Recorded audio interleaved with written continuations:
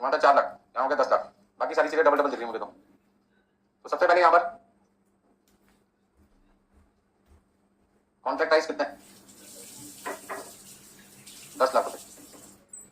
नीचे लिखा है कैश रिसीव ऑन कॉन्ट्रैक्ट, तो आपको कैश रिसीव कितना हो चुका है कॉन्ट्रैक्ट से, 4 लाख रुपए। और ब्रैकेट में क्या लिखा है, ये 4 लाख रुपए 80% है किसका, वर्क सर्टिफाइड का। तो इससे फटाफट हमने वर्क सर्टिफाइड ढूंढ लिया, कितना, 5 लाख। 5 लाख निकालने के लिए हमने 4 लाख को 80% से क्या किया, फिर आपने डीओसी निकाल लिया, 5 लाख रुपए डिवाइड बाई 10 लाख, 50% आ गया। ऐसे में प्रॉफिट ट्रांसफर टू पीएनएल कौन सा फॉर्मूला आपको लगता लगेगा, 2/3 into notional profit into cash receive upon work certified. अब नोशनल प्रॉफिट जानने के लिए हमें कॉन्ट्रैक्ट अकाउंट बनाना पड़ेगा, ठीक है ना। अच्छा यहीं पर हम आज तक मटेरियल कंज्यूम लिख लेते हैं। तो मटेरियल कंज्यूम निकालने के लिए आपको क्या करना पड़ेगा, मटेरियल इशूड, इसमें से एबनॉर्मल लॉस और क्लोजिंग स्टॉक। तो मटेरियल आपने नीचे ट्रायल बैलेंस में कितना दे रखा है, 1,80,000 का इशू किया, एबनॉर्मल लॉस है 8,000 का, और क्लोजिंग स्टॉक भी कितना है 8,000।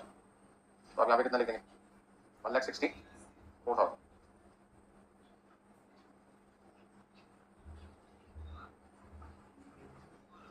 ठीक है। तो प्लांट आपने कॉन्ट्रैक्ट के लिए इशू किया था वो था 50,000 का, जिसमें से एबनॉर्मल लॉस हो गया 10,000 का। तो प्लांट 50 में से 10 का तो यूज ही नहीं हुआ, तो यूज कितने का हुआ, 40,000।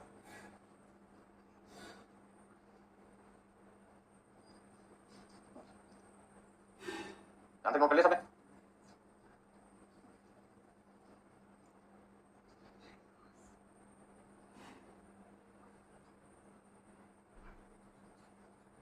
डेप्रिसिएशन निकाला किसी ने, कितना डेप्रिसिएशन 10% है, कितना निकलेगा, 50,000 का 10% या 40,000 का 10%, 40,000 का 10%। डायरेक्टली 40,000 निकाल सकते हैं, क्योंकि 50,000 में से 10,000 का प्लांट हो एक्सचेंज में लॉस हो चुका, तो यूज कितना हुआ होगा 40,000 का। यदि आप ज्यादा डिटेल में जाना चाहें तो सीधा 40 का 10% कितना निकाल दो, 4,000। यहाँ तक नोट कर लिया सबने। अब आगे देखो, प्लांट जो कि क्वेश्चन में आपके पास था 50,000 का, इसमें से एबनॉर्मल लॉस आपके पास में 10,000 का, प्लांट यूज 40,000, ठीक है। अब उस 40,000 में आप एक काम कर सकते हैं, इन स्टोर और एट साइट। स्टोर में कितना चला गया 10,000 का, और तो साइट पे वो कितना रह गया 30,000 का। दोनों पे क्या लगेगा डेप्रिसिएशन एट द रेट 10%, 1,000 3,000। तो जो साइट पे असेट वो 30,000 का डेप्रिसिएशन लगा 3,000, बचेगा 27,000 का। और जो स्टोर में वापस जा चुका, जाने से पहले 10,000 का था, और जाने के बाद उसकी वैल्यू कितनी रहेगी स्टोर में 9,000। तो टोटल डेप्रिसिएशन आपका कितना आएगा, 4,000 का डेप्रिसिएशन हो गया। और डब्ल्यूडीवी आपसे कोई पूछे बैलेंस शीट में कितनी लिखनी है, 36,000।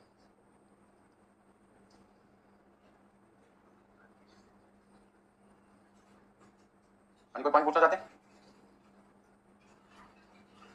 और फटाफट से क्या बनाइए, कॉन्ट्रैक्ट अकाउंट और बैलेंस शीट। स्पीड आपकी अच्छी होगी, 12 से 13 मिनट में हो जाता है आराम से क्वेश्चन, इधर उधर ना देखें, सिर्फ लिखते रहें।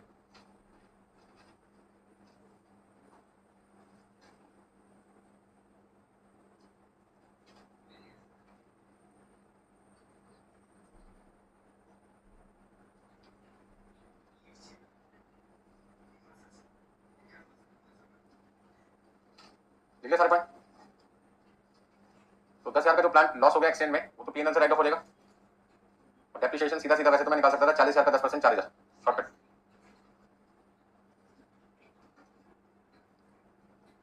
बैलेंस शीट बनाने के लिए बोला, इसलिए मुझे अलग से समझाना पड़ा, क्योंकि बैलेंस शीट में ब्रेकअप दिखाना पड़ेगा, स्टोर में कितना है, साइड पर कितना है, ठीक है ना इतना।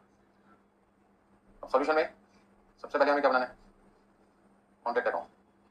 1 जनवरी से कब तक है, 31 दिसंबर।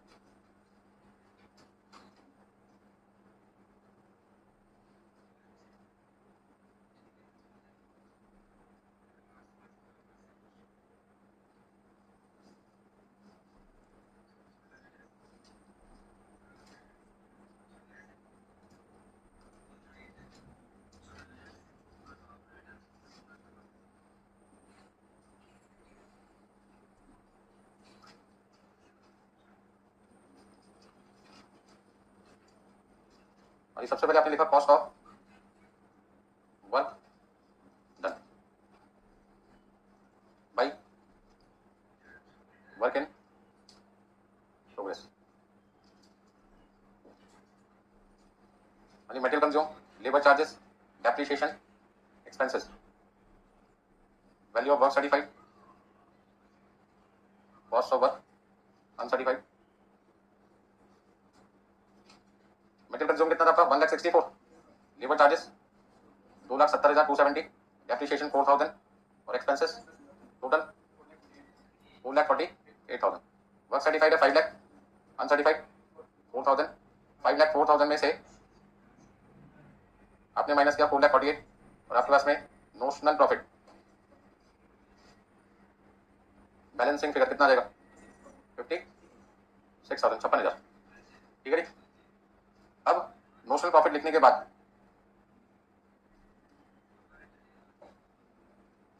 इस प्रॉफिट को बांटना भी है, टू कॉस्टिंग पीएनएल और to work in progress reserve. Costing period में कितना अमाउंट जाएगा 56,000 में से, उसके लिए 2/3 into notional profit into cash receive upon work certified. कितना लिखना है 29,867। तो बैलेंसिंग फिगर रिजर्व में कितना लिखेंगे 133। तो 29,867 की कैलकुलेशन में पहले आपको दिखा देता हूँ, यहाँ पे जो मैंने अपनी जगह छोड़ रखी थी। 2/3 into notional profit into cash receive upon work certified, solve किया तो आपने कहा 29,867 29,867 आपका आया profit transfer to costing period. Transfer की जगह क्रेडिटेड वर्ड भी यूज कर सकते हैं, profit credited to costing period. 29,867 PNL में ट्रांसफर हो गया। कोई वर्किंग नोट ऐसा जो नहीं समझ में आया तो पूछना है तो बोलो। हो गया सारे पॉइंट्स। कॉन्टैक्ट अकाउंट बन चुका, सब आपको क्या बनाना है बैलेंस शीट, और उसके लिए बैलेंस शीट का फॉर्मेट आपको पहले बनाना पड़ेगा। बताइए फटाफट से।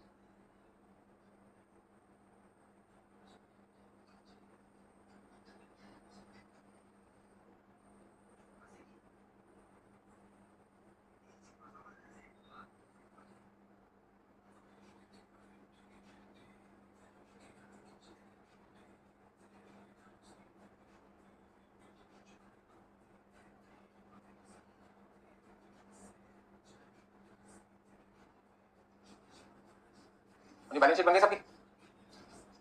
बनाई किसी ने? बनाइए जल्दी से।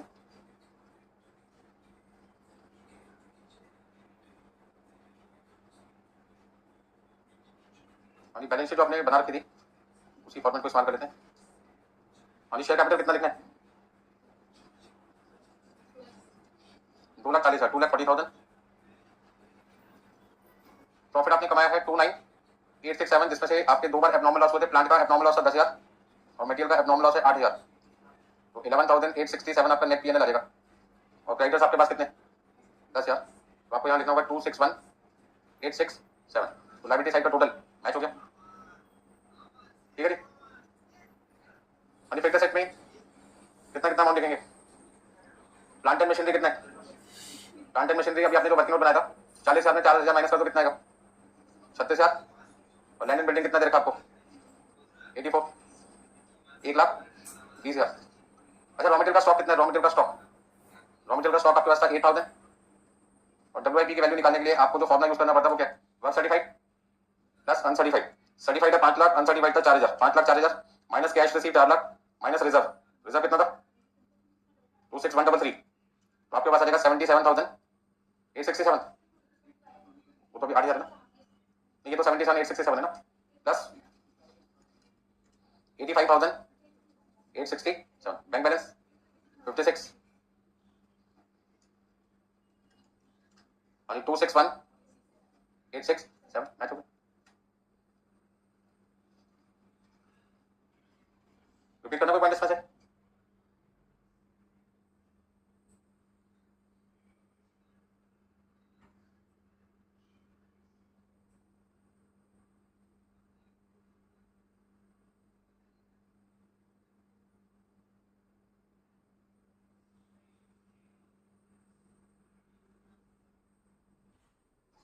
नेक्स्ट क्वेश्चन नंबर है 19 नंबर, 19 क्वेश्चन नंबर।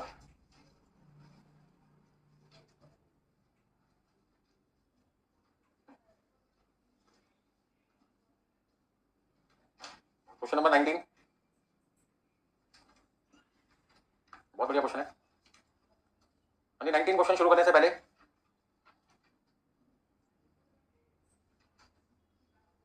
जो आपके लिए नया पॉइंट है वो एस्केलेशन क्लेम का।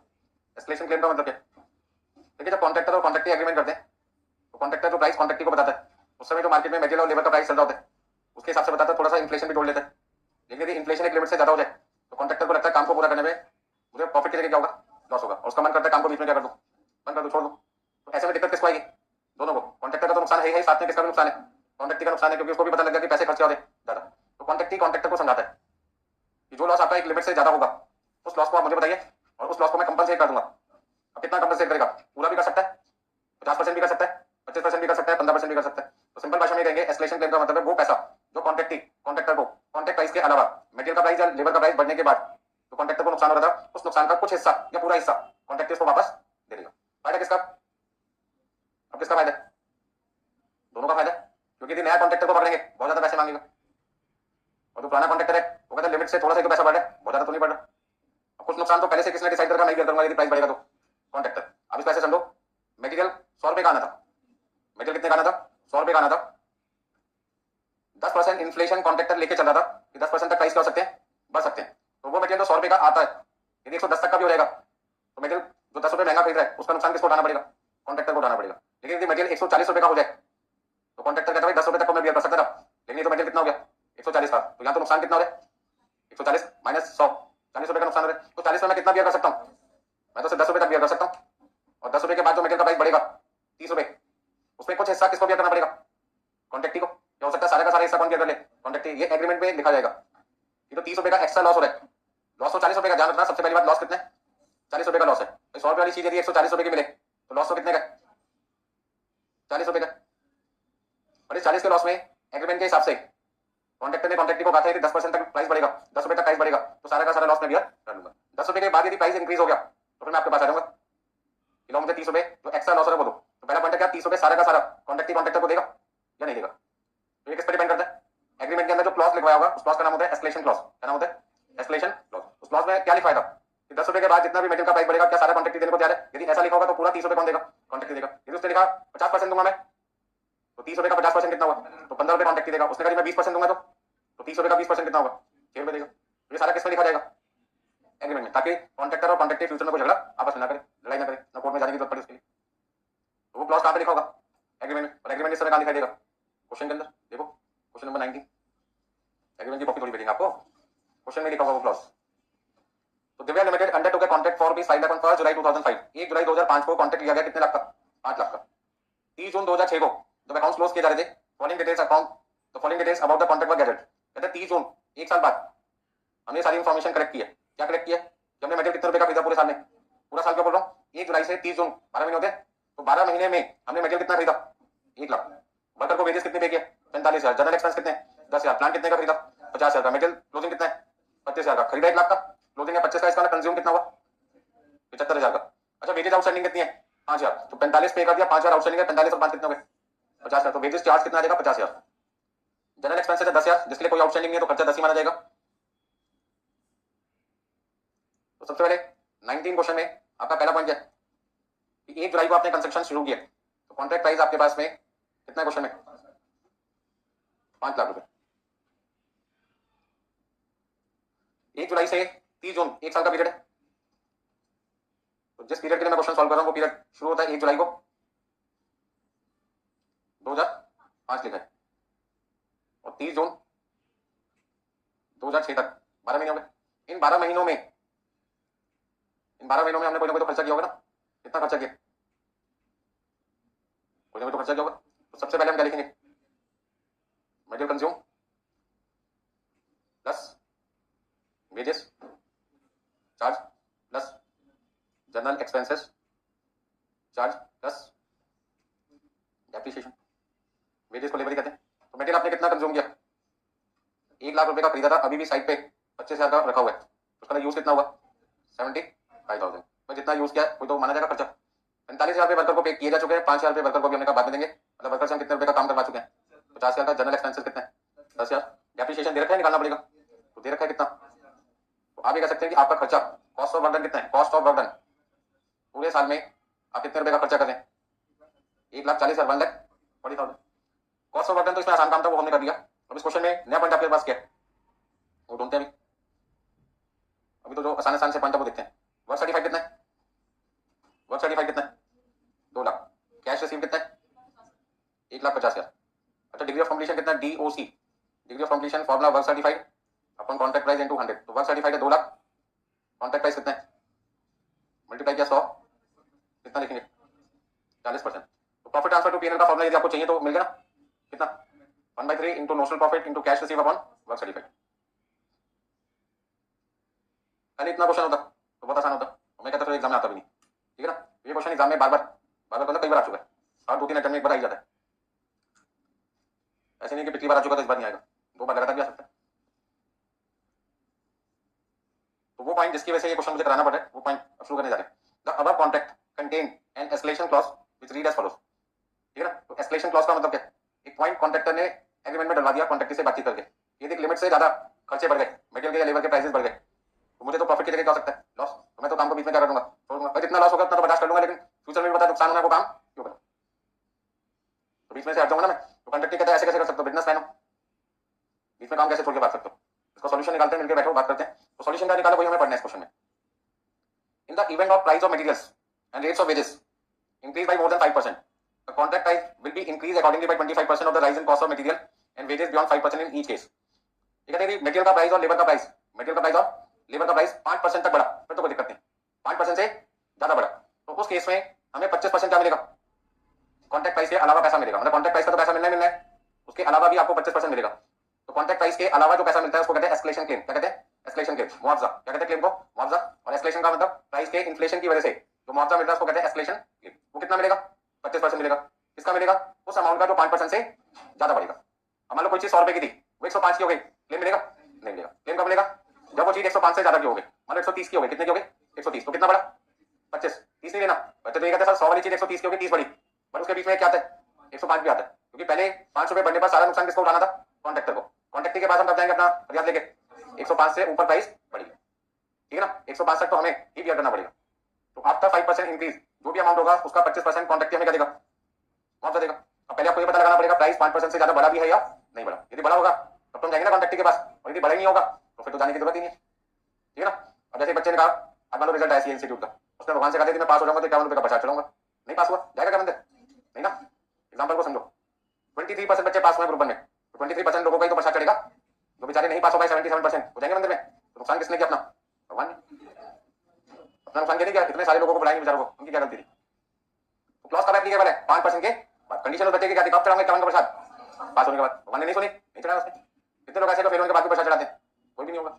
अभी बंदा अपने से कि पॉजिटिव रिजल्ट आएगा तो जाएंगे, नेगेटिव आएगा तब भी जाएंगे, कोई नहीं जाएगा। हाँ, कई दोस्त ऐसे भी होते हैं, कई लोग ऐसे भी होते हैं, मेरा दोस्त नहीं पास हुआ तो 51 का चढ़ाऊंगा, ऐसे भी लोग होते हैं, ठीक है ना। प्रसाद चढ़ाने के नए नए तरीके ढूंढ रखे लोगों ने, वो पेपर देते नहीं है, दूसरों के नाम पे भी चढ़वा देते हैं, ठीक है। चलो एग्जांपल को समझ लो, क्लॉज एप्लीकेबल होगा तो लेंगे, नहीं होगा तो नहीं लेंगे। आपको क्या लगता है इस क्वेश्चन में प्राइस 25% से ज्यादा बढ़े? तो सेकंड पैराग्राफ क्या दो फटाफट से,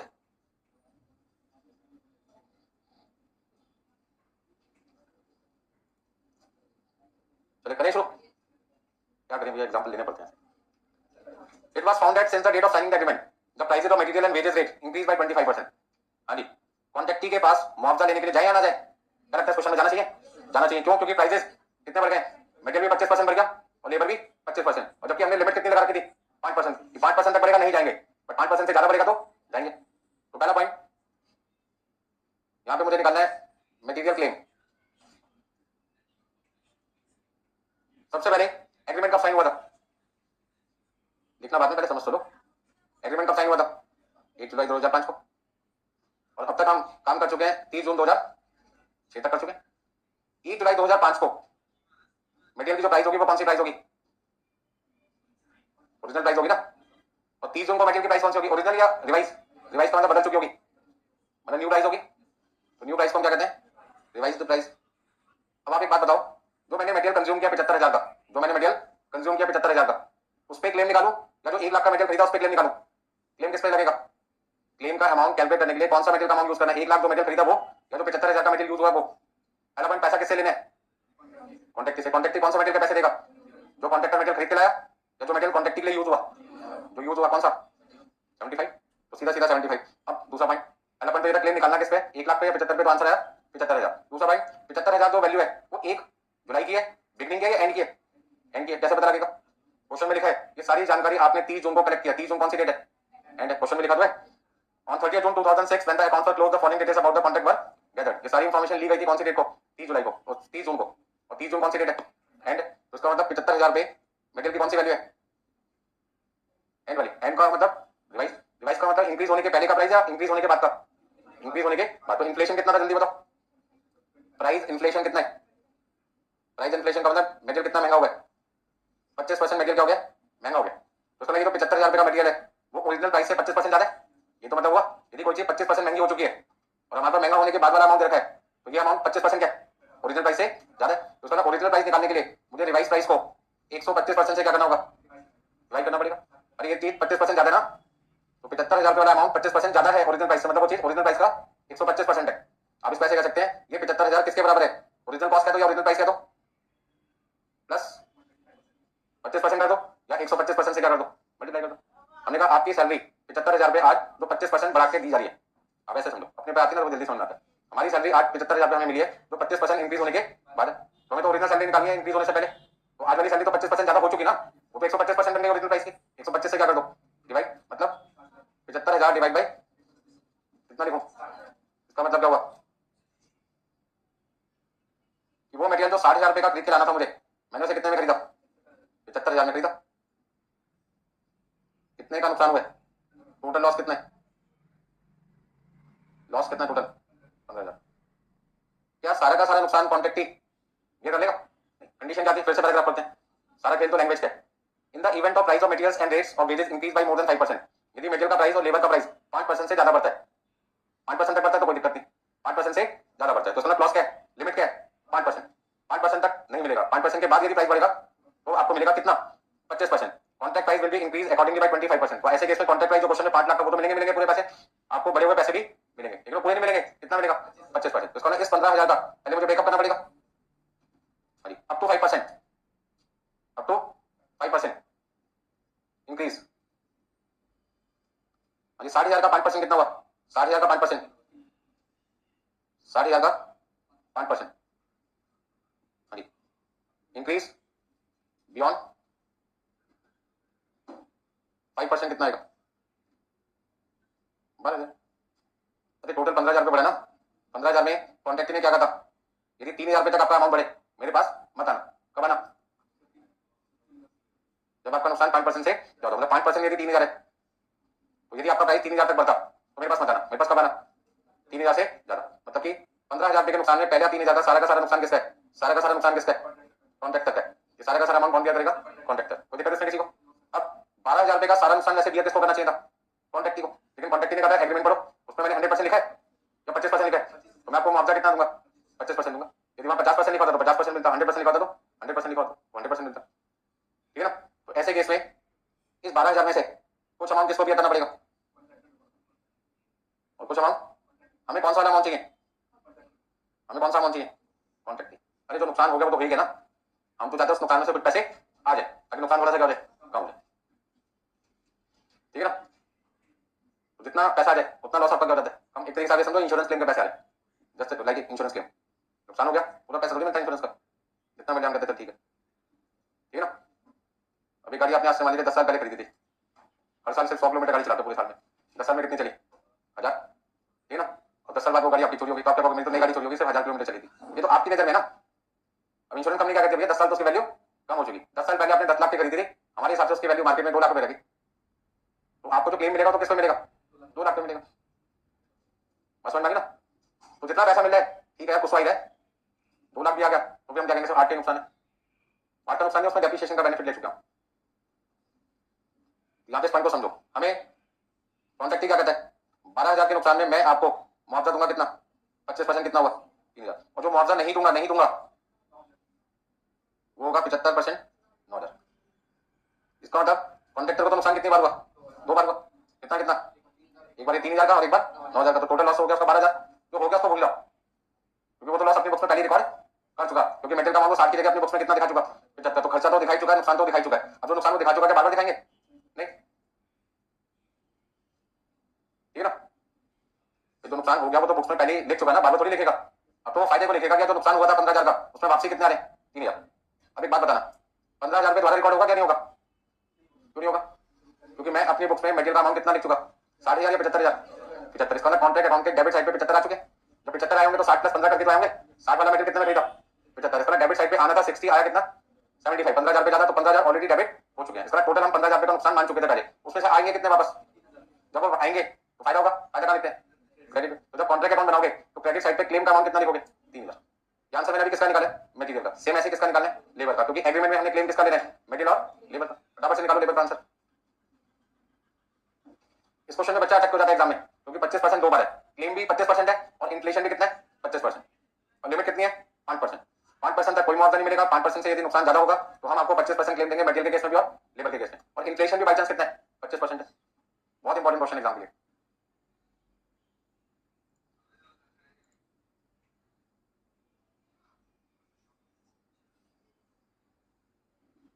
जैसे मटेरियल का क्लेम निकाले, सेम ऐसे किसका निकालना है? लेबर का। अब देखते हैं कितने बच्चे लेबर का आंसर सही निकालते हैं। अरे कौन से अमाउंट से हमें मतलब नहीं है? मतलब नहीं है ना, इस 3,000 से कोई मतलब है ना इस 9,000 से कोई मतलब, क्योंकि ये तो नुकसान मैं अपनी बुक्स में पहले ही रिकॉर्ड कर चुका हूं।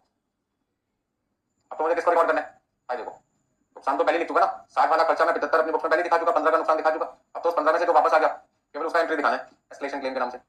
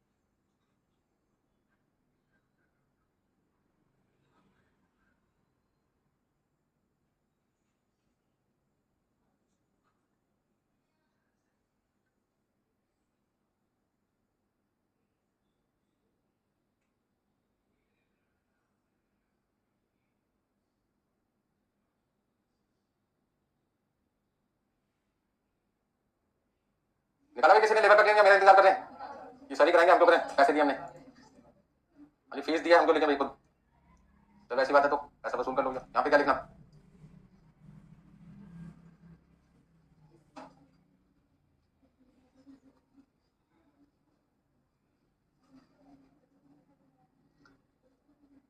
देखो फटाफट से मुझे लिखना है लेबर का अमाउंट, तो यहाँ पे मैंने लिखा लेबर। अच्छा, वर्कर को हमने 30 जून को कितने पैसे देने थे? 50,000, और इन्फ्लेशन इस क्वेश्चन में लेबर के साथ भी कितने? 25% दिए, यहाँ 125 से डिवाइड होगा, मतलब कि आपको 50,000 को डिवाइड करना पड़ेगा 125% से। तो वो वेजेज जो 40,000 पे देनी थी, हमें कितनी देनी पड़ी? 50,000। वर्कर को देने कितने थे? 40,000, देना कितना पड़ रहा है? 50,000। कितने रुपए का नुकसान हुआ? 10,000। अब एग्रीमेंट के साथ, यदि एग्रीमेंट के साथ चले तो उसमें क्या लिखा था? पहले 5% तक प्राइस बढ़ेगा, तो मेरे पास बताना कॉन्ट्रैक्ट क्या था। हमने कहा ठीक है 40,000 का 5%, 40,000 का 5% कितना हुआ? तो कॉन्ट्रैक्ट ने कहा कॉन्ट्रैक्टर से 2,000 रुपए तक यदि आपकी लेबर बढ़ती है, मेरे पास बताना, मेरे पास कब आना? 2,000 के बाद। 2,000 के बाद मतलब कि 10,000 में से आप 2,000 माइनस करो, मेरे पास कब आना? 8,000 लिया ना, और उसमें भी मैं आपको सारा नहीं दूंगा, सारा नहीं दूंगा, ये सारा मांगने आ जाओ। एग्रीमेंट द्वारा पड़ जाना, क्लेम कितना लिखा उसमें? 25%, मतलब कि 2,000। अब कई बच्चे ना दिमाग से बहुत तेज होते हैं, तेज का मतलब जानते हो ना, वो फिगर्स को ना क्या करते रख लेते हैं, सर यहाँ 2,000 था, यहाँ भी कितना है? 2,000। सब पिछले वाले केस में वहां 3,000 था, यहाँ भी 3,000 था, तो सर आप इतना क्यों निकालते हो? वाला अमाउंट लिख दो। ऐसा हर बार नहीं होता ना, ऐसा इसलिए हो रहा है क्योंकि क्लेम भी 25% है और इंक्रीज भी 25% आ रहा है। तो ऐसा कोई भी अपना फॉर्मूला मत बताना, जो होता ही नहीं है, इससे कोई लेना देना नहीं। मैंने क्रॉस का मतलब क्या, ये अमाउंट कंसीडर ही नहीं करना भाई, जब कंसीडर नहीं करना तो फिर सही कैसे हो सकता है? तो उसमें टोटल क्लेम कितना हो गया? मटेरियल के केस में 3,000 और लेबर के केस में 2,000 मिलाकर कितना हो गया? 5,000। फटाफट से बनाओ कॉन्ट्रैक्ट अकाउंट, नोट करना किसी ने इसको? हो गया सबका? चलो आगे चलिए। तो सॉल्यूशन में हमें बनाना है कॉन्ट्रैक्ट अकाउंट, और कॉन्ट्रैक्ट अकाउंट में हमें 1 जुलाई 2005 से लेकर 30 जून 2006 तक बनाना है। कॉस्ट ऑफ वर्क डन कितना है? कॉस्ट ऑफ वर्क डन निकाला था ना हमने 1,40,000, बच्चों ने बनाया था ना कि भाई work in progress, work in progress में वर्क सर्टिफाइड कितना था?